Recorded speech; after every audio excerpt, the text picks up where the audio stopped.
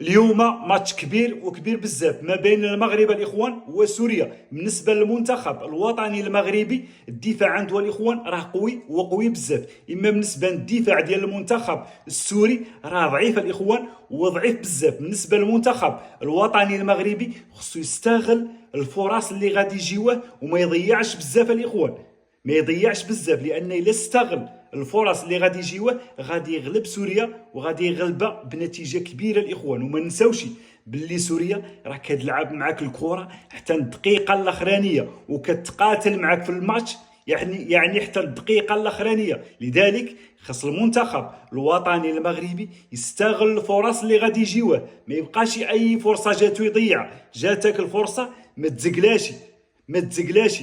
وكيف قلت لكم الاخوان بالنسبه لسوريا راه كيلعبوا معاك الكره والحراقيه في الكره حتى الدقيقه الاخرانيه. وانتم شنو الراي ديالكم الاخوان؟ خلوا لنا الراي ديالكم في التعاليق، شكون اللي غادي يفوز، واش المغرب ولا سوريا؟